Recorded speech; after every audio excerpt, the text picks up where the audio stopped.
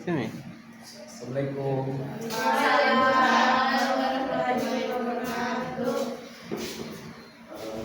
Assalamualaikum warahmatullahi wabarakatuh. Assalatu wassalamu ala asrofil anbiya'i wal mursalin sayyidina Muhammadin wa ala alihi wa sahbihi ajma'in. Pertama-tama marilah kita mengucapkan puja dan puji syukur kepada Allah Subhanahu wa taala yang telah memberikan berbagai macam nikmat, terutama nikmat iman dan nikmat sehat, sehingga kita masih dapat merasakan manisnya iman dan kita masih diberikan kesempatan hidup untuk menikmati hidup di dunia ini. Salawat serta salam tanpa pula kita haturkan kepada junjungan kita, suri tauladan kita, yakni baginda Rasulullah Sallallahu Alaihi Wasallam, yang telah mengantarkan kita dari alam kegelapan menuju alam yang terang benderang seperti yang kita rasakan saat ini. Baiklah adik-adik, sebelum kita mulai pelajaran kita pada pagi hari ini, mungkin bisa dirapikan dulu tempat duduknya, yang di belakang mungkin bisa maju ke depan. Ayo maju ini.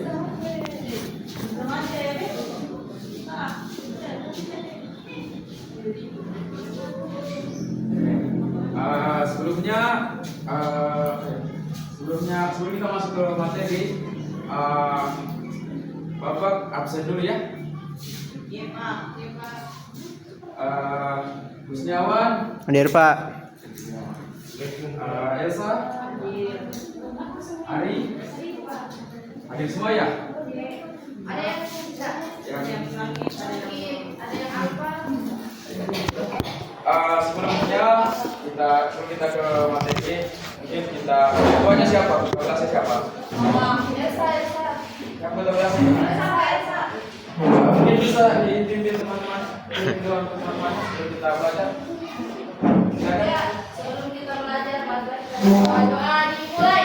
Rabbi zidni irrahmanirrahim.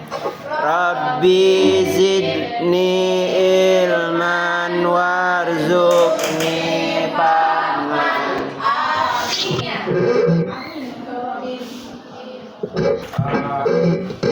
Sebelum apa ya? Ada yang masih ingat materi kita bahas apa minggu lalu? Materi minggu lalu. Ada yang masih ingat? Bersikap jujur. Ada yang masih ingat sampai bercinta kepada Allah?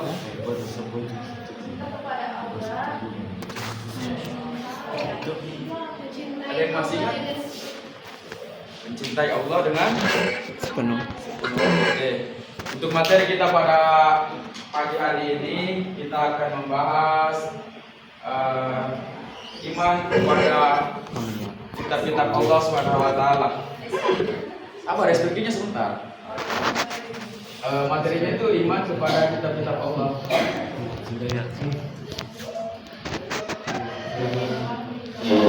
Sudah berharap.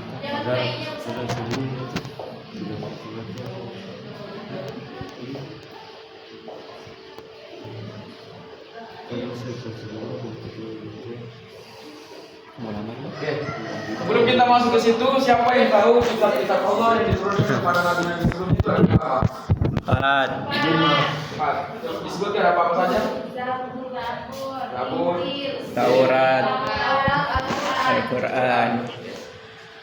Iman kepada kitab-kitab Allah artinya bagaimana itu? Apa pengertian iman?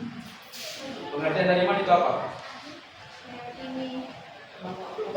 Meyakini bahwa Allah itu esa, tidak menduakan Allah, kan? Tidak mensyirikkan Allah. Terus bagaimanapun caranya kita harus menambah keyakinan kita untuk tetap percaya kepada ketentuan Allah.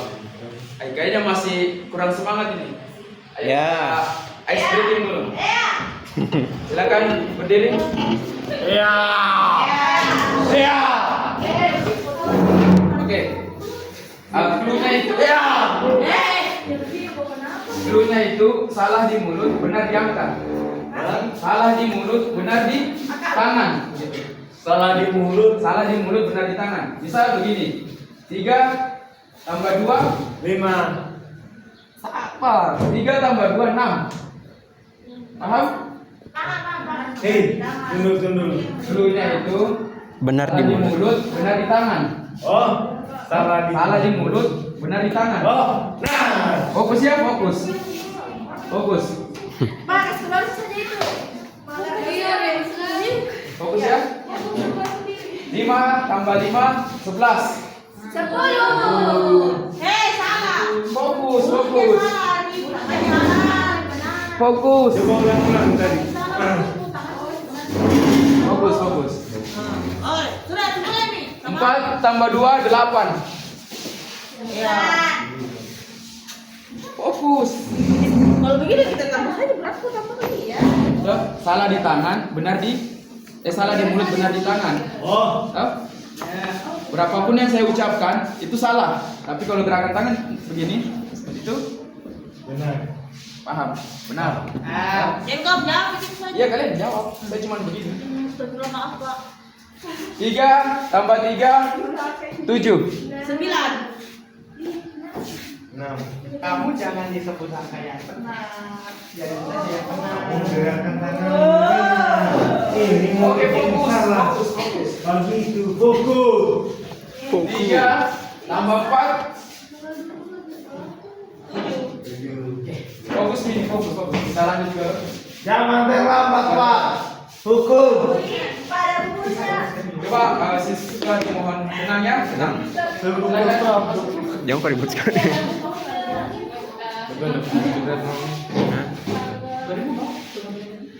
Oke, kita masuk ke. Duduk dulu, kasih duduk dulu. Ayo, silakan duduk. Silakan duduk. Siapa? Jika dimohon tenang ya. Tenang. Sekarang kita masuk ke pengertian iman. Pengertian iman tadi adik-adik sudah menjelaskan bahwa iman itu meyakini dengan sepenuh hati bahwa segala yang terjadi di dunia ini adalah ketentuan-ketentuan Allah Subhanahu wa taala. Memang benar yang dikatakan oleh adik-adik, iman itu berarti kita percaya atau kita meyakini kitab-kitab yang telah diturunkan oleh Allah Subhanahu wa taala kepada nabi-nabi sebelumnya. Nah, dari situ bagaimana caranya kita agar kita bisa memahami dari apa yang diturunkan Allah Subhanahu wa taala itu kepada nabi-nabi sebelumnya sebagai pegangan hidup umat manusia yang hidup pada zaman itu. Nah, kita iman itu Iman. meyakini itu kitab-kitab Allah yang diturunkan kepada rasulnya, nabi atau rasul sebelumnya. Artinya berarti pada zaman dulu itu umat-umat terdahulu sudah memang benar-benar beriman kepada Allah Subhanahu wa taala dengan cara kitab-kitabnya. Contoh, kitab yang diturunkan kepada Nabi Musa itu kitab apa? Kitab Taurat diturunkan kepada Bani Israel. Artinya Bani Israel pada zaman itu sudah meyakini bahwa kebenaran Allah sudah diyakini benar-benar ada. Hanya bagaimana caranya kita agar meyakini dengan sepenuh hati, bukan hanya menerima dengan perkataan saja, tapi bagaimana kita meyakini, menjalani dengan sepenuh hati apa isi dari kitab Taurat itu. Untuk selanjutnya kita ke dalil tentang iman kepada dalil beriman kepada kitab-kitab Allah Subhanahu wa taala. Nah, dalilnya itu ada di Quran surah Al-Baqarah ayat 285. Ada yang hafal? Ada yang hafal? Apa pertamanya, Pak? Yang bunyinya itu A'udzubillahi minasyaitonirrajim. Amanar rasul bima unzila ilaihi. Amanar rasul bima unzila ilaihi min rabbih wal mu'minun. Kullun amana billahi wa malaikatihi wa kutubihi wa rusulihi Wal yaumil akhir. la nufarriqu baina ahadin min rusuli wa qalu sami'na Wa ata'na ghufranaka rabbana wa ilaikal masir. Nah, yang artinya itu Rasul beriman pada apa Al-Quran yang diturunkan kepadanya dari Tuhannya. Demikian pula orang-orang yang mukmin masing-masing beriman kepada Allah, malaikat-malaikatnya, kitab-kitabnya, dan rasul-rasulnya. Mereka berkata, Kami tidak membeda-bedakan seorang pun dari Rasulnya. Mereka juga berkata, kami dengar dan kami tahu. Maka ampunilah kami, wahai Tuhan kami, hanya kepadamu tempat kami kembali. Quran surah Al-Baqarah ayat 285. Nah, di dalil ini Allah sudah menjelaskan bagaimana caranya kita untuk beriman kepada Allah Subhanahu wa taala sebagai pedoman hidup kita, arah hidup kita, tujuan arah hidup kita akan kemana? Tujuan dan hidup kita di dunia ini bagaimana? Bagaimana caranya kita meyakini Allah Subhanahu wa taala melalui nabi-nabi sebelumnya dan kitab-kitab sebelumnya. Dia membahas terkait dalil nakli tentang iman kepada kitab-kitab Allah Subhanahu wa taala.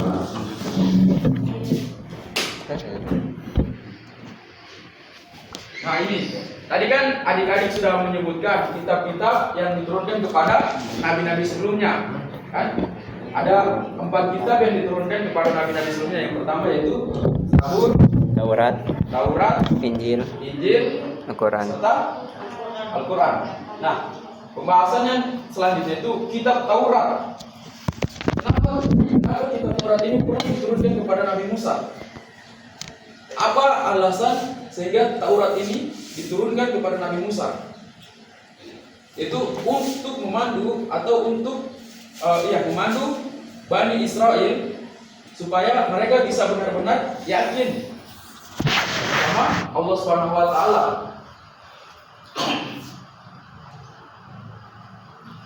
Nah, itu pegangan hidup dari kaum Israel pada saat itu.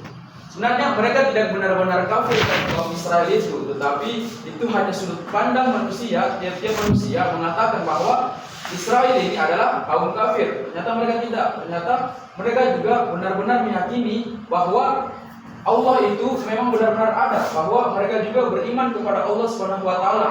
Hanya saja yang terjadi di dunia saat ini atau yang terjadi di zaman saat ini itu tidak sesuai dengan apa yang mereka lihat.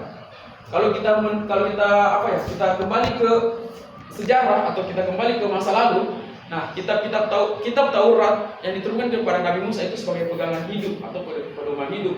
Walaupun banyak yang menolak ajaran-ajaran dari kitab Taurat tersebut.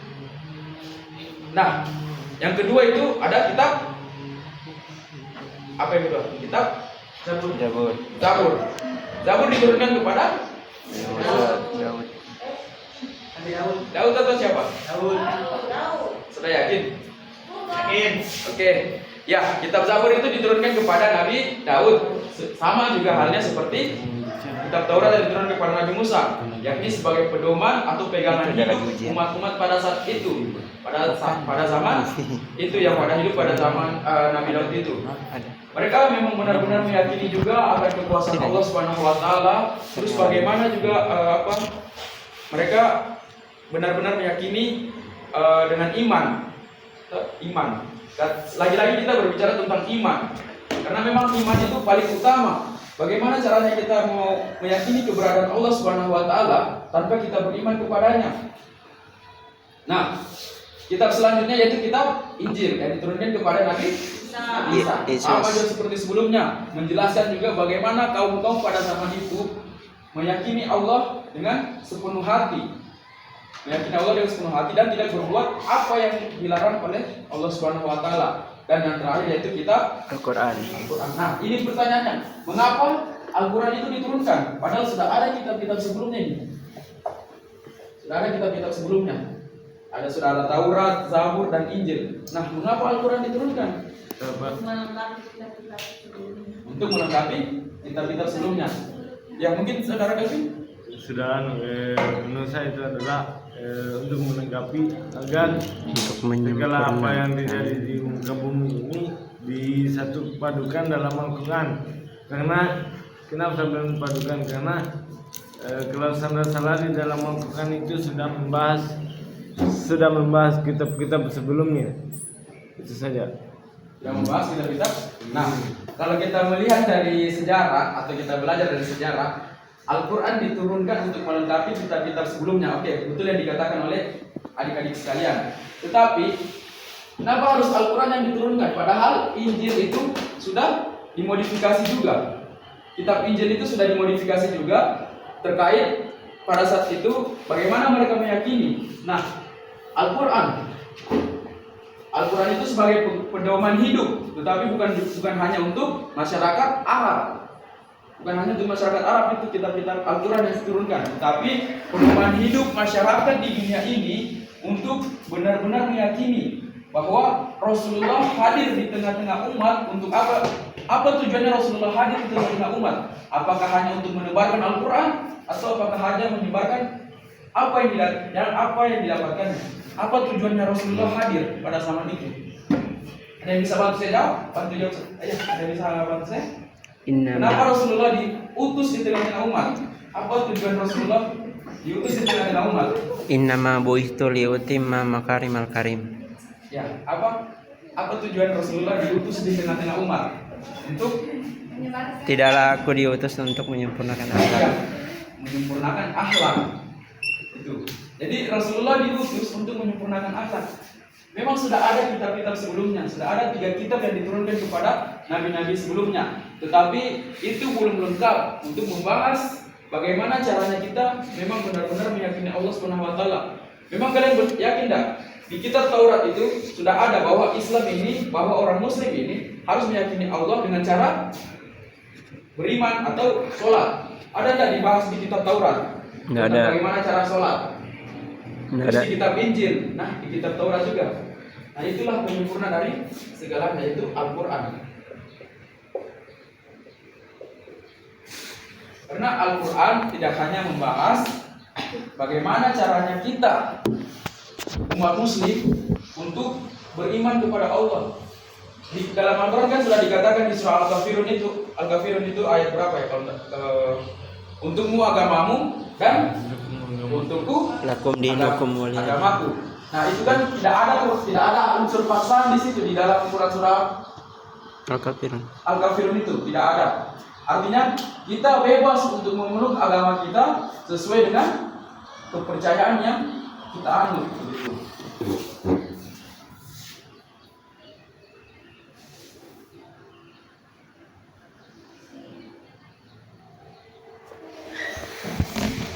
Ya, sampai sini mungkin ada yang ingin ditanyakan atau belum memahami tentang materi ini? Yang ingin ditanyakan atau belum memahami terkait mengapa Taurat itu diturunkan kepada Nabi Musa, Injil begitu pun, dan kenapa harus ada Al-Quran ini? Yang belum memahami materinya, silakan dipertanyakan. Kan begini, dalam kitab Al-Quran dan sebuah Al-Quran itu kan sama maknanya. Di mana Makassar itu mengatakan bahwa kita cenderung fasik, tidak boleh menikah agama kalau bukan agamamu. Tapi yang saya bingungkan, jadi dia artinya maknanya sama, tapi di dalam kitab-kitab lain itu berbeda. Lantas mengapa agama-agama lain tidak diakui oleh Allah Subhanahu wa taala? Sedangkan ketika kita mau dilihat dari konteks segala maknanya yang ada di dalam Al-Quran itu hampir sama yang ada pada kitab-kitab lainnya. Kenapa hanya Islam saja yang diakui oleh Allah Subhanahu wa taala, dan kenapa pula bahwasanya yang tidak beriman kepada agama Islam itu tidak akan masuk surga? Itu saja. Oke. Pertama kita harus tahu Islam rahmatan lil alamin. Artinya Islam rahmatan lil alamin. Artinya apa ini? Apa? Rahmat untuk seluruh alam. Nah, konteks pertanyaan dari saudara tadi atau adik Kelvin tadi, kenapa Allah melarang untuk menikah sesama muslim, dengan yang berbeda agama? Sebenarnya kalau kita berbicara tentang itu, di dalam kitab Injil itu dia mengatakan bahwa kau boleh suka dia, tetapi jangan ambil dia dari Tuhannya. Paham maksudnya? Paham. Kau boleh suka dia, tapi kau jangan ambil dia dari Tuhannya. Begitupun juga kau. Ketika orang non-muslim itu menyukai kau, dia tidak memaksakan, memang dia hanya suka kau, tapi dia paham tupoksinya bahwa jangan ambil dia dari Tuhannya. Paham maksudnya? Kau jangan ambil dia dari Tuhannya. Artinya kita boleh menjalin tali silaturahim bersama mereka, tetapi dengan satu tupoksi. Jadi jangan ambil dia dari Tuhannya. Kalau kita mau melihat juga dari belakang, kita bisa melihat contoh dari Ustaz Felix. Bagaimana dia memperjuangkan Islam. Awalnya dia orang Kristen, kan orang Kristen, tetapi dia memang benar-benar yakin dalam dirinya bahwa Islam ini agama yang paling sempurna dan Al-Quran itu menjadi pedoman hidup bagi umat manusia, baik itu umat manusia sebelum kita ada ataupun sesudah kita ada. Nah, bukti nyata juga menjelaskan Ustaz Walwani kemarin yang meninggal pada saat khutbah Idul Adha. Awal dia masuk Islam kemarin, dia sangat menentang kaum pendeta itu. Dia sangat menentang kaum pendeta itu. Tetapi dengan keimanannya kepada Allah Subhanahu wa taala, dia benar-benar yakin bahwa Al-Qur'an ini memang benar-benar nyata ada di dalam kehidupan sehari-hari, membahas tentang kehidupan sehari-hari. Ilmu sains bahkan sudah dibahas di Al-Qur'an. Nah, itulah yang menyebabkan kenapa dia menentang kaum pendeta terdahulu untuk tidak, sudah katanya Ustaz Walwani itu, wahai para pendeta, sudahlah engkau berbohong. Kalian tidak capek ke berbohong mengatasnamakan Tuhan. Itu katanya Ustaz Walwani. Tetapi dengan memang benar-benar yakin bahwa Ustaz Walwani ini tahu apa tupoksinya, itu bisa kita jadikan pegangan dari hidup kita. Terkait pertanyaan saudara tadi, karena jangan itu ya, jangan usahakan cari yang seiman atau seamin begitu. Jangan ambil dia dari Tuhannya, gitu tupoksinya. Jadi kalau memang kau sudah benar-benar ingin serius dengan seseorang, carilah yang beragama Islam. Jangan kau ambil dia dari Tuhannya. Itu di kuncinya sebenarnya. Dari saya tuh itu kuncinya. Sesuai dari peraturan Injil tadi kita tunjuk tadi. Apabila kau suka dia, jangan ambil dia dari Tuhannya. Itu. Tahu? Gitu. Jadi apa ya? Selanjutnya, nah kita sudah sebelum kita ke selanjutnya, adik-adik sudah paham tidak materi-materi yang tadi? Dan sampai masih ada yang terlintas di pikirannya. Masih ada menurut jawab. Yang mana? Itu tadi kenapa hanya umat Islam saja yang masuk surga, sedangkan ketika kita melihat dari makna kitab yang lain itu hampir sama. Coba aku jelaskan. Oke, percaya tuh begini.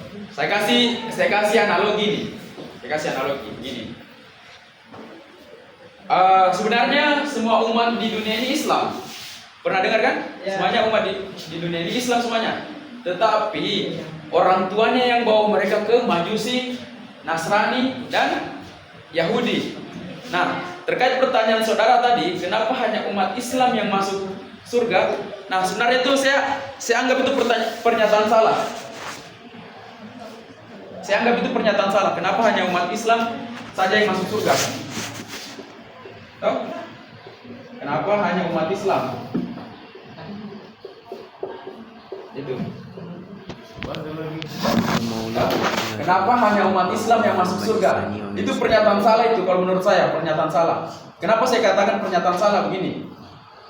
Kalau hanya umat Islam yang masuk surga, untuk apa neraka diciptakan? Dan untuk apa surga diciptakan?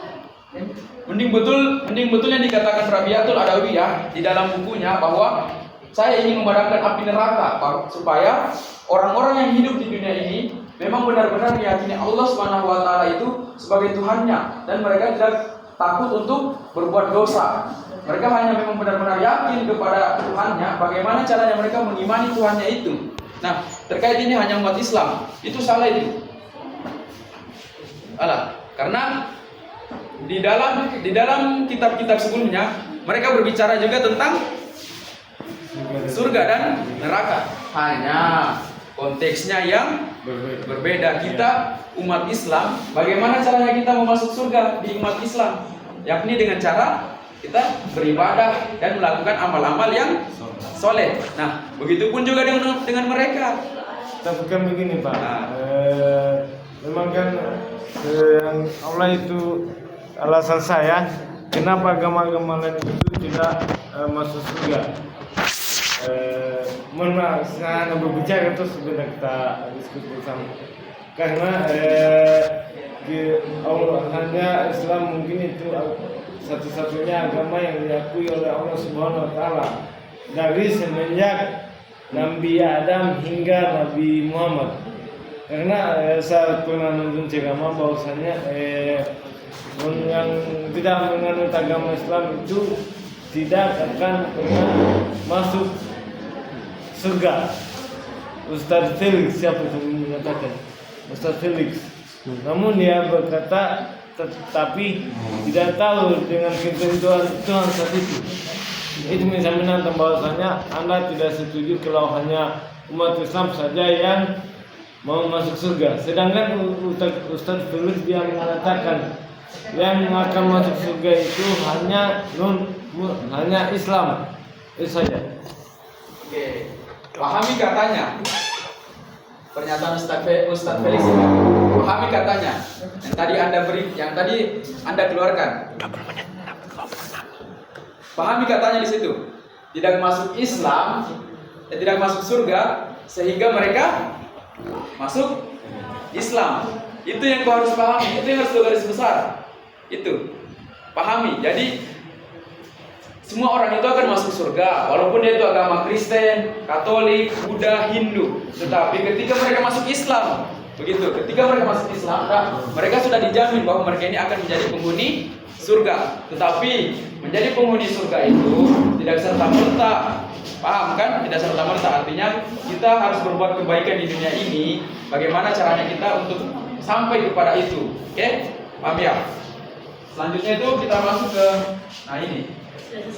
Apa hikmah kita beriman kepada kitab-kitab Allah? Apa hikmah kita beriman kepada kitab-kitab Allah Subhanahu wa taala? Ada yang tahu? Apa hikmahnya kita beriman kepada kitab-kitab Allah Subhanahu wa taala? Yang pertama itu apa? Hikmah beriman kepada kitab-kitab Allah Subhanahu wa taala. Yang pertama itu menambah wawasan kita terkait apa yang terjadi di masa lalu atau bagaimana kita jadikan masa lalu itu sebagai pegangan hidup, pedoman hidup. Nah, yang kedua, menambah rasa cinta kita kepada Allah Subhanahu wa taala. 27. Menambah rasa cinta kita terhadap Allah Subhanahu wa taala untuk memang benar-benar meyakininya dengan sepenuh hati. Nah, yang ketiga itu termotivasi untuk apa? Termotivasi untuk belajar dari apa yang telah terjadi sebelumnya.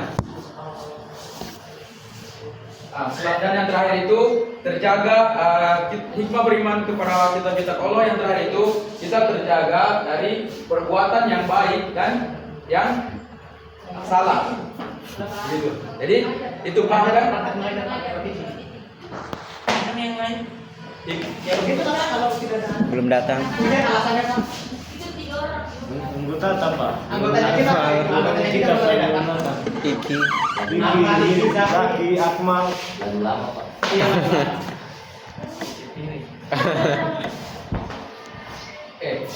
Itu terjaga ketakwaannya kita kepada Allah Subhanahu wa taala. Bagaimana kita menyikapi sifat takwa itu. Nah, terakhir kesimpulan. Apa kesimpulan yang bisa kita ambil dari materi tersebut? Nah, kesimpulan yang bisa saya berikan kepada adik-adik sekalian bahwa kita harus benar-benar yakin dengan kitab-kitab sebelumnya yang diturunkan oleh Allah Subhanahu wa taala. Terus bagaimana caranya kita berpedoman untuk hidup melalui aturan-aturan tersebut supaya kita tidak terlalu melenceng dengan apa yang diajarkan oleh Rasulullah ataupun Rasul-Rasul sebelumnya. Oke, mungkin hanya itu yang bisa Bapak sampaikan. Untuk pembahasan lebih lanjut mungkin bisa kita bahas di pertemuan selanjutnya. Saya tutup dengan ucapan Nasrun minallahi wa fathun qarib wa basyiril mu'minin billahi fi sabilil haq fastabiqul khairat. Wassalamualaikum warahmatullahi wabarakatuh. Waalaikumsalam warahmatullahi wabarakatuh. Habis nih. Enggak tahu. Ini itu. Enggak keluar.